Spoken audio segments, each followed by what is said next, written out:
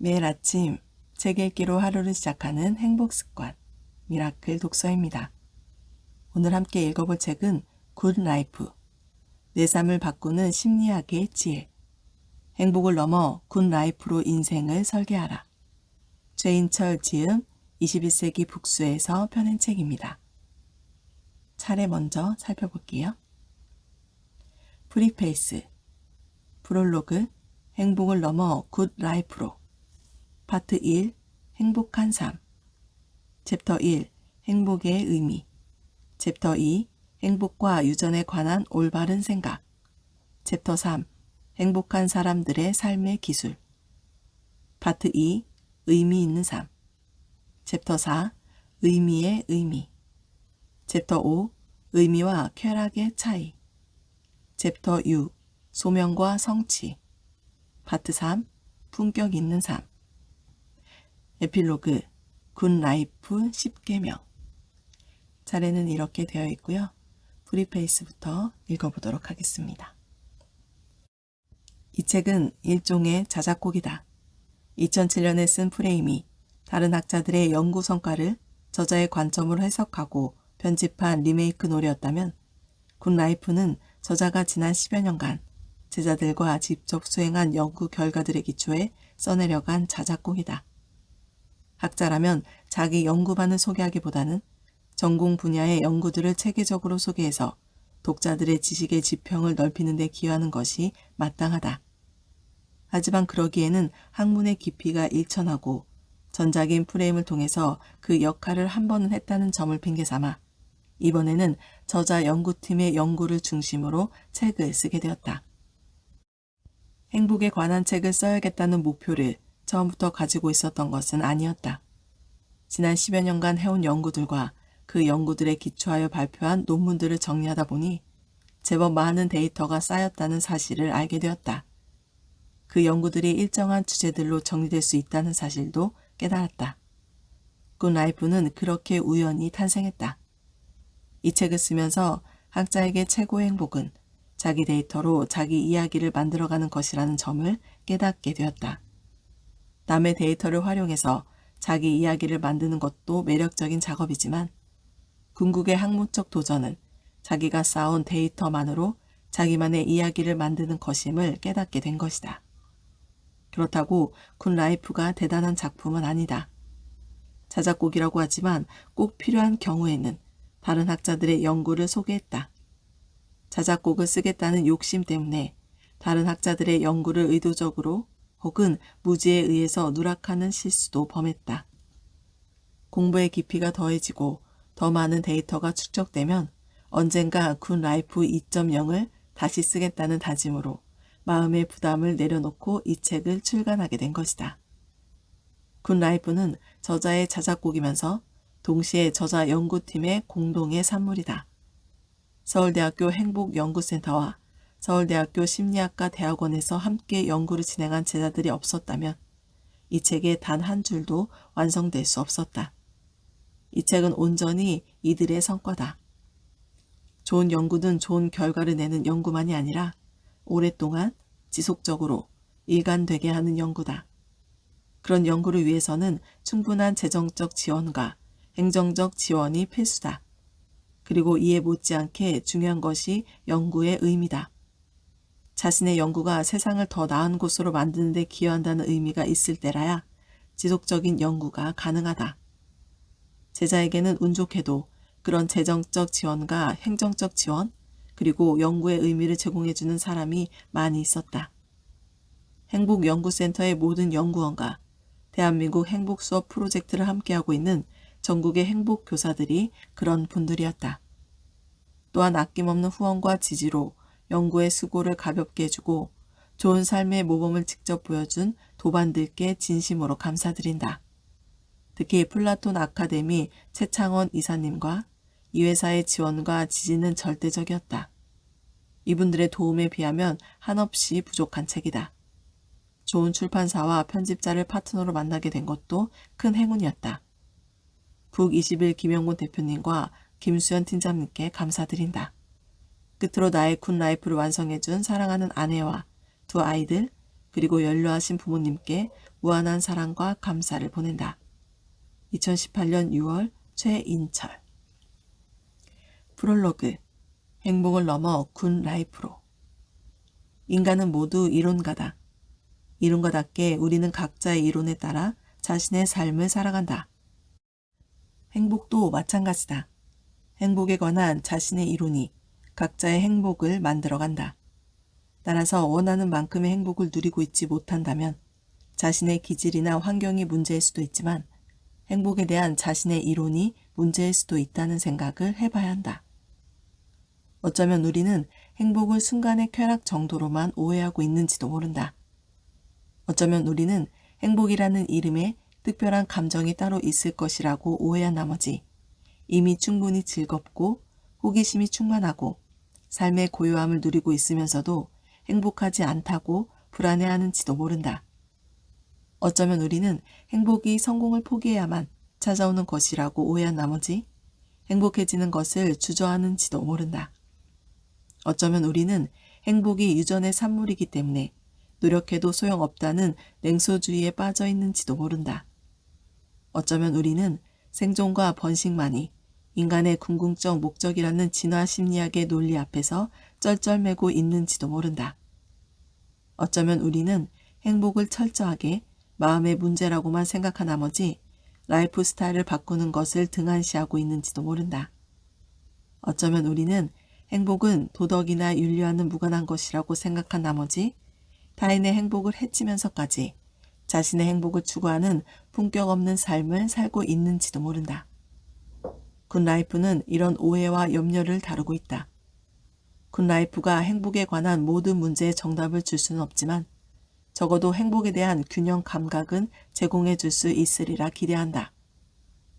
행복에 관한 책이면서도 제목을 굿라이프라고 정한 이유는 행복을 순간의 기분으로만 이해하는 경향성을 바로잡기 위해서다. 행복은 순간의 기분이기도 하지만 동시에 삶의 행복이기도 하다. 좋은 음식이 좋은 맛 이상의 것인 것처럼 삶의 행복은 순간의 행복 이상의 것이다. 행복이 좋은 기분과 좋은 삶이라는 두 가지 의미를 모두 가지고 있음에도 불구하고 현대인들은 좋은 기분으로서의 행복만을 추구하는 경향이 있다. 그래서 좋은 삶으로서의 행복까지 균형 있게 생각할 필요가 있음을 강조하기 위해 책의 제목을 의도적으로 굿라이프로 정했다. 굿라이프, 즉 좋은 삶으로서의 행복은 좋은 기분과 함께 삶의 의미와 목적, 그리고 삶을 향한 품격 있는 자세와 태도까지 포함한다. 굿라이프는 순간의 행복과 삶 전체의 행복, 즐거움의 행복과 의미의 행복, 자신의 행복과 타인의 행복 사이의 균형을 강조할 것이다. 이를 위해 행복한 삶, 의미 있는 삶, 품격 있는 삶의 총상부로 이 책을 구성했다. 일부 행복한 삶에서는 행복에 대한 다양한 오해를 푸는데 많은 지면을 할애했다. 특히 그 오해들을 행복이라는 한자의 한계와 연결시켜 설명하려고 노력했다. 우연과 복이라는 낱말의 조합인 행복이라는 한자는 행복의 본질을 지칭하기보다는 행복을 경험하게 하는 사건들의 특성을 지칭한다. 따라서 행복 자체와 행복의 조건을 혼동하는 것에서부터 행복이라는 이름이 붙인 단 하나의 감정이 따로 존재할 것이라는 오해에 이르기까지 다양한 오해를 불러일으킨다. 일부에서는 그런 오해를 해소할 수 있는 행복에 대한 새로운 관점을 제시하고자 했다. 이어서 행복과 유전의 관계에 대한 균형 잡힌 이해를 돕기 위해 다양한 연구 결과를 소개했다. 유전의 힘을 확인할 수 있는 쌍둥이 연구와 환경의 힘을 확인할 수 있는 이민자들의 행복 연구를 함께 소개하여 유전과 환경의 상대적 영향력을 균형 있게 비교할 수 있도록 했다. 마지막으로 행복한 사람의 삶의 기술 10가지를 소개했다. 행복해지기 위해 이렇게 살라거나 저렇게 살라는 처방을 제시하기보다 행복한 사람들과 행복하지 않은 사람들의 차이를 보여주는 연구들을 소개함으로써 독자들 스스로 자신에게 적합한 행복의 기술을 찾아보도록 했다. 2부 의미 있는 삶은 의미의 의미를 논하는 것으로 시작했다. 의미를 행복의 요소로 포함시키는 것이 부담스러운 이유는 의미를 보는 관점이 지나치게 무겁기 때문이다. 대의를 위해 자신을 희생하는 삶, 봉사하는 삶, 순교자의 삶처럼 크고 무거운 것만 의미라고 생각하는 경향이 있다. 그러나 의미에는 작고 가벼운 의미도 존재한다. 아이에게 한글을 가르치는 것, 기념일을 챙기는 것, 식물을 키우는 것처럼 우리 주변과 일상을 채우고 있는 지극히 일상적인 의미들이다. 우리가 의미의 일상성 혹은 의미의 평범성을 인정하게 되면 의미를 행복의 축으로 자연스럽게 받아들이게 될 것이다. 다음으로 의미와 쾌락의 차이를 규명한 연구들을 소개하고자 했다. 의미와 쾌락은 서로 밀접하게 관련되어 있지만 둘 사이에는 미묘하면서도 매우 근본적인 차이들이 존재한다. 예를 들어 쾌락은 생물학적이고 의미는 문화적이다. 쾌락은 현재에 집중할 때 경험되고 의미는 과거와 현재와 미래를 통합하는 과정에서 발견된다. 나이가 들면 쾌락보다 의미가 중요해진다. 의미와 쾌락의 이러한 차이를 보여주는 다양한 연구를 통해 의미와 쾌락의 균형 잡힌 삶을 상상해보는 기회가 되었으면 좋겠다. 3부 품격 있는 삶에서는 행복해지기 위한 수단으로서가 아니라 그 자체로서 인간의 품격을 보여주는 태도와 자세를 소개하고자 했다. 특히 타인의 행복을 해치면서까지 자신의 행복을 추구하는 것은 결코 정당화될 수 없다는 전제를 가지고 타인의 행복을 추구하는 삶이 곧 품격 있는 삶이라는 이야기를 담았다. 이를 위해 품격 있는 사람의 10가지 특징을 소개했다. 저자가 수행한 연구뿐 아니라 세계 유수의 연구팀에서 축적해온 심리학 연구의 결과가 이 특징들을 제시하는 기초가 되었다. 결론적으로 굿 라이프의 메시지는 균형과 확장이다. 재미와 의미, 순간과 삶, 유전과 환경, 성공과 행복, 현재와 미래, 자기 행복과 타인의 행복에 대한 균형 잡힌 시각을 갖는 것이 중요하다. 행복에 대한 유연하고 확장된 인식을 갖는 것도 중요하다. 아이스크림을 먹을 때의 즐거움뿐만 아니라 아름다운 풍경과 맞닥뜨렸을 때의 영감과 경외감, 좋아하는 대상에 대한 골똘한 관심도 행복이라는 것을 알게 되면 행복에 이르는 길이 하나가 아님을 알게 된다.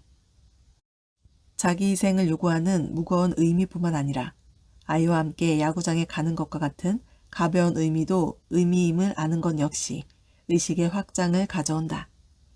균형과 확장이 가져다주는 의식의 자유로움을 통해 우리 모두 지금보다 조금 더 행복해지기를 기원한다. 파트 1. 행복한 삶. 우리가 추구하는 많은 좋은 것 중에 행복처럼 갈망의 대상이면서 동시에 경계와 의심의 대상이 있는 것도 드물다. 우정, 정의, 사랑, 자유, 평화, 창의성. 이 중 그 어떤 것도 행복만큼 경계의 대상이 되지 않는다. 그것을 추구하는 사람이 가벼운 사람이라고 오해받지도 않는다. 행복을 연구하는 것에 대해서도 사람들은 경계의 끈을 놓지 않는다. 우리 삶에는 행복 말고도 중요한 것이 많다는 논리로 행복 연구의 중요성을 의심한다. 정의나 자유나 창의성에 대한 연구를 그것 말고도 중요한 것이 많다는 이유로 폄하하는 경우는 거의 없다. 사실상 우리가 연구하는 모든 주제에 대해서 우리 삶에는 그것 말고도 중요한 것이 많다는 논리를 적용할 수 있지만 왜 유독 행복에 대해서만 그 논리를 적용할까? 그리고 왜 그 논리를 제기하는 사람을 지적이고 합리적인 사람이라고 지켜 세울까? 행복에 대한 경계는 진화론적 관점을 만나면서 절정에 이른다. 행복은 생존과 번식을 위한 수단일 뿐이며 인간의 궁극적 목적이 될 수 없다고 진화 심리학은 주장한다. 진화론에서는 생존과 번식이 궁극의 목표이고 그것을 제외한 그 어떤 것도 수단에 지나지 않는다. 그럼에도 불구하고 진화 심리학자들은 정의와 자유와 진리와 창의성에 대해서는 그것이 생존과 번식을 위한 수단일 뿐 인간의 궁극적 목표가 될 수 없다는 논리로 중요성을 깎아내리지 않는다. 많은 개인과 기업과 국가가 창의성을 위한 많은 돈과 시간과 노력을 쏟아붓고 있지만 그것이 인생의 궁극적 목표가 아니라거나 그것 말고도 중요한 것들이 있다는 이유로 의심의 눈초리를 보내지는 않는다. 어쩌다 행복은 이런 경계와 의심의 거의 유일한 대상이 되었을까? 이런 경계심에 편승하여 행복에 대한 반감이 공개적으로 표현되기 시작했다. 저는 행복을 추구하기보다는 주어진 삶에 만족하고 싶어요. 저는 행복보다는 삶의 고요를 누리고 싶어요라는 논리적으로 맞지 않는 말들이 유행하기 시작한 것이다. 이 말들은 저는 도형은 싫지만 삼각형은 좋아요 라는 말처럼 모순되는 말이다. 저는 우정을 추구하기보다는 친구를 신뢰하고 싶어요. 저는 창의성을 추구하기보다는 전에 없던 것들을 만들고 싶어요 라는 말처럼 난센스다. 삶에 대한 만족 자체가 행복의 중요한 요소이고 삶의 고요를 경험하는 상태가 행복한 상태임에도 불구하고 사람들은 이들이 마치 서로 다른 것인 양 생각하고 행복을 경계하기 시작한 것이다. 심지어 일부 사람들은 너무 행복할까봐 걱정한다. 너무 행복하면 오히려 불행이 찾아올지 모른다는 염려, 너무 많은 행복은 사람을 망친다는 불안 등 행복해지는 것에 대한 두려움이 커지고 있다. 너무 창의적이 될까봐 걱정하지 않는 것과는 사뭇 대조적이다. 행복에 대한 이런 경계와 의심은 사실 우리의 잘못이라기보다는 행복이라는 개념 자체가 하나의 정의를 허용하지 않는 다중적이고 애매한 개념이기 때문이다. 행복은 물리적 실체가 아니기 때문에 모두가 동의하는 단 하나의 정의, 그리고 모두가 동의하는 단 하나의 측정 방법이 존재할 수 없다. 행복을 가장 경계의 눈으로 바라본 인물로 보바리 부인이 쓴 귀스타브 플로베르를 들 수 있다. 행복에 대한 그의 통렬한 비판이다. 행복해지기 위해서는 세 가지가 필요하다. 어리석을 것, 이기적일 것, 그리고 몸은 건강할 것. 그 중에서도 으뜸은 어리석음이다. 플로베르가 이토록 행복을 폄하했던 이유는 그가 가지고 있던 행복에 대한 정의가 지나치게 부정적이었기 때문이다. 행복에 대한 의심과 경계는 행복 자체가 의심스럽고 위험한 실체라서가 아니라 행복을 바라보는 프레임에 문제가 있기 때문이다. 행복은 좋은 것이다. 다만 행복에 대한 우리의 프레임이 행복의 실체를 제대로 담아내고 있지 못할 뿐이다. 따라서 행복을 제대로 이해하고 그에 기초하여 행복한 삶을 추구하기 위해서는 행복에 대한 우리의 프레임부터 점검해야 한다. 이를 위해 1장에서는 행복에 대한 많은 오해와 의심의 근원이 어쩌면 행복이라는 한자에서 기인했을 수 있다는 주장을 펼 것이다. 행과 복이라는 낱말이 행복의 본질을 알려주기보다는 행복 경험을 유발하는 조건들의 특징만을 지칭하고 있기 때문에 행복이 무엇인지가 불분명하고 그 결과 우리는 저마다의 프레임으로 행복을 이해하게 되었다. 그 과정에서 행복에 대한 오해들이 생겨났다. 1장에서는 그런 오해들과 함께 오해를 극복하기 위한 해결책들을 소개할 것이다. 2장에서는 행복과 유전의 관계를 다루고 있다. 행복은 개인의 노력이나 국가적 정책의 대상이 될 수 없다는 비관론은 행복이 전적으로 유전에 의해서 결정된다는 오해에서 비롯한다. 인간의 어떤 특성도 유전의 힘을 비껴갈 수는 없다. 그러나 유전의 힘이 작동한다는 것과 유전이 전적으로 결정한다는 것은 전혀 다른 문제다. 2장에서는 행복에 대한 유전자 결정론의 한계들을 짚어볼 것이다. 3장에서는 행복 실천법을 소개한다. 그러나 자기계발류의 책들처럼 행복해지기 위한 기법들을 소개하기보다는 행복한 사람들과 행복하지 않은 사람들이 사용하는 삶의 기술들을 비교한 연구들을 소개하여 독자 스스로 행복 실천법을 생각해 볼 수 있도록 했다. 챕터 1. 행복의 의미. 행복이라는 이름이 문제다. 어떤 대상에 대한 이해는 그 대상에 이름을 붙이는 일로부터 시작된다. 우리에게 통섭으로 유명한 하버드 대학의 에드워드 윌슨 교수의 주장이다. 우리는 이름을 통해 그 대상이 무엇인지 파악한다. 따라서 우리가 어떤 대상에 대해 오해하고 있다면 그 대상의 이름이 적절한지부터 살펴봐야 한다. 그런 의미에서 우리가 이해하고자 하는 행복이라는 실체에 붙은 이름, 즉 행복이라는 이름이 과연 적절한지를 먼저 살펴볼 필요가 있다. 어떤 단어는 그 자체로 뜻을 이해하는 데 도움이 된다. 우정 같은 경우가 그렇다. 친구들 사이의 정, 단어 자체에서 우정의 개념을 짐작할 수 있으니 이용자 친화적인 단어이다. 그러나 행복은 그렇지 않다. 사실상 행복에 대한 많은 오해는 행복이라는 한자에서 비롯했다고 해도 과언이 아니다. 사전에 제시된 행복의 첫 번째 정의는 우연히 찾아오는 복이다. 이 정의는 우연과 복이라는 두 가지 특성을 행복의 핵심으로 제시하고 있다. 그런데 곰곰이 생각해보면 이 두 가지는 우리가 행복이라고 부르는 마음 상태에 관한 것이 아니라 그런 마음 상태를 가져오는 조건들의 특성에 관한 것임을 알 수 있다. 다시 말해 행복이라는 단어는 복이라고 부를 수 있을 정도로 특별한 일이 굳이 애쓰거나 기대하지 않았는데도 일어나는 우연성을 말하고 있을 뿐 행복이라는 주관적 경험 자체의 본질이 무엇인지에 대해서는 어떤 힌트도 제공해 주지 않는다. 행복은 행복 경험 자체보다는 행복의 조건을 말하고 있을 뿐이다. 이 문제가 우리말에만 국한되는 것은 아니다. 30개 국가의 사전을 분석하여 각 나라에서 행복이 어떻게 정의되어 있는지를 고찰한 한 연구에 따르면 30개 국가 중 총 24개 국가의 사전에서 행복은 운 좋게 찾아오는 사건이나 조건이라고 1차적으로 정의되어 있다. 대부분의 언어권에서 행복을 우연히 찾아오는 복이라고 정의한 데는 그만한 이유가 있다. 자연재해와 질병, 그리고 권력자의 횡포를 미리 예측하고 통제할 수 없었던 인간에게 행복이란 고통과 질병이 다반사인 세상에서 우연히 예외적으로 찾아오는 자연의 축복과 건강, 그리고 권력자의 자해일 수밖에 없었다. 행복 개념이 역사적으로 어떻게 변천해 왔는지를 연구한 미국의 역사학자 데린 맥마흔의 분석에 따르면 과학기술과 의학의 발전으로 인해 인간은 비로소 자신의 운명을 자신이 만들어갈 수 있다는 자신감을 갖게 되었고 이는 행복을 우연히 찾아오는 복이 아니라 적극적으로 추구해야 할 목표로 바라보는 관점의 변환을 가져왔다.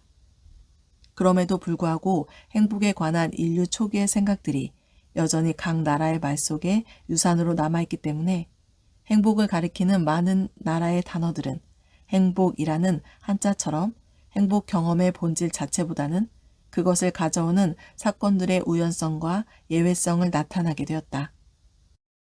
행복이라는 단어가 행복이 무엇인지를 알려주지 못하기 때문에 그렇지 않아도 주관적일 수밖에 없는 행복에 대한 이해는 더더욱 제각각이 될 수밖에 없다. 어떤 이는 행복을 아이스크림 먹을 때의 즐거움과 같은 것이라고 가볍게 정의하고 어떤 이는 행복을 삶의 의미와 보람 같은 것이라고 무겁게 정의한다. 행복을 가볍게 정의하는 사람들에게 행복이 삶의 목적이 될 수 없음은 너무나 당연하다. 행복이 국가 정책의 목적이 되거나 교육의 대상이 되는 것도 이들에게는 쉽게 이해될 수 없다. 그렇다면 행복이라는 단어가 가르쳐주지 않는 행복 경험의 실체는 무엇인가? 사전에 등장하는 행복의 두 번째 정의가 힌트를 제공한다.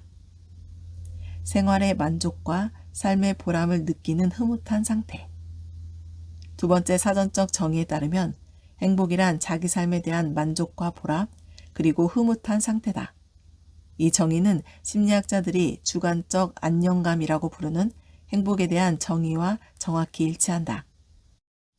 다수의 심리학자들도 행복은 유쾌하고 만족스러운 상태라는 정의를 사용한다. 그러나 유감스럽게도 행복이라는 단어는 유쾌감과 만족이라는 뜻을 전혀 담고 있지 않다.